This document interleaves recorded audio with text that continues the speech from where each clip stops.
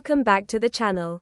In this lesson, we'll be exploring the humerus, the long bone that forms your upper arm. The humerus sits between the shoulder joint and the elbow joint, connecting the arm to the forearm and allowing a wide range of upper limb movements. Like all long bones, the humerus is divided into three main parts. First, we have the proximal end, which is the part closest to the center of the body and attaches to the shoulder. Next is the shaft, also called the body, which forms the long middle portion of the bone. And finally, we have the distal end, the lower part that connects with the bones of the forearm to form the elbow joint. Let's start by examining the proximal end. At the very top of the humerus is the head of the humerus. This rounded and smooth structure fits perfectly into the glenoid cavity of the scapula, forming the glenohumeral joint, which is the main shoulder joint. This joint is responsible for the incredible mobility of the shoulder, allowing movements in multiple directions. To better understand the bone, imagine viewing it from two perspectives. The anterior view shows the front of the humerus, while the posterior view reveals the back surface. Looking at both sides helps us identify the important landmarks located on the bone. Just beneath the head of the humerus is a narrow groove known as the anatomical neck. This structure separates the head from the two bony projections called tubercles. On the outer side lies the greater tubercle, a prominent structure that serves as an important attachment point for several muscles. These include the supraspinatus, infraspinatus, and teres minor muscles. These three muscles are part of the rotator cuff, a group responsible for stabilizing the shoulder joint. More toward the front of the bone is the lesser tubercle.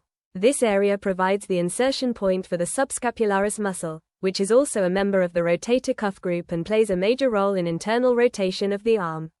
Between the greater and lesser tubercles runs a vertical groove known as the intertubercular sulcus, or bicipital groove. This groove acts as a pathway for the long head of the biceps brachii tendon as it travels toward its origin on the scapula. Below the tubercles, we can see two ridges called the crest of the greater tubercle and the crest of the lesser tubercle.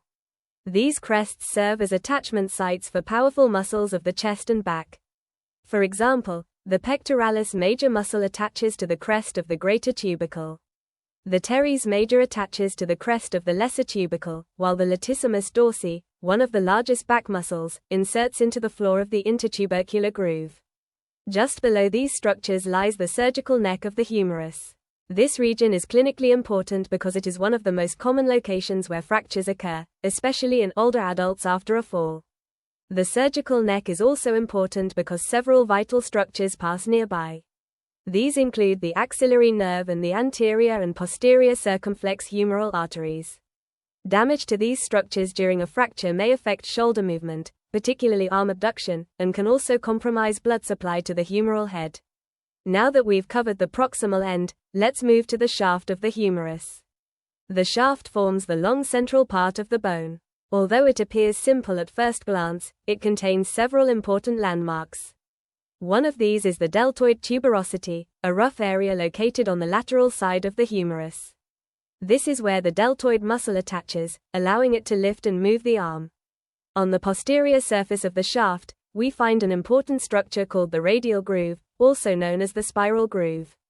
This groove runs diagonally along the back of the humerus and contains the radial nerve along with the deep brachial vessels.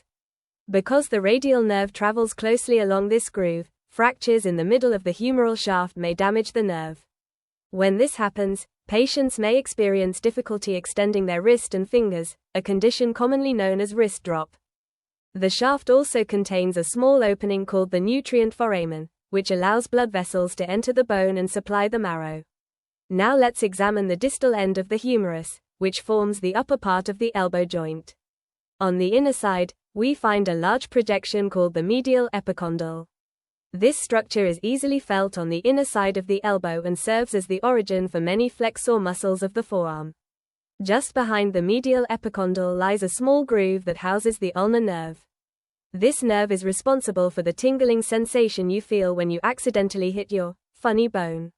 Above the medial epicondyle is the medial supracondylar ridge, another site for muscle attachment. On the outer side of the distal humerus is the lateral epicondyle, which serves as the origin for many extensor muscles of the forearm. Above it is the lateral supracondylar ridge, which also provides attachment points for muscles such as the brachioradialis and extensor carpi radialis longus. Moving to the front of the distal humerus, we can see two small depressions known as fossae. The coronoid fossa is located on the medial side and accommodates the coronoid process of the ulna during elbow flexion. The radial fossa, on the lateral side, receives the head of the radius when the elbow bends.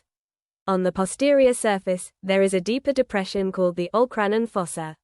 This space accommodates the olecranon process of the ulna when the elbow is fully extended. Finally, the distal humerus contains two articular surfaces that form the elbow joint. The trochlea, located medially, articulates with the ulna, while the capitulum, located laterally, articulates with the head of the radius. Together, these structures allow the elbow joint to function as a hinge joint, enabling movements such as flexion and extension. And that brings us to the end of our overview of the humerus. In this lesson, we explored the proximal end, shaft, and distal end of the bone, along with the important landmarks, muscle attachments, and clinical considerations associated with each region.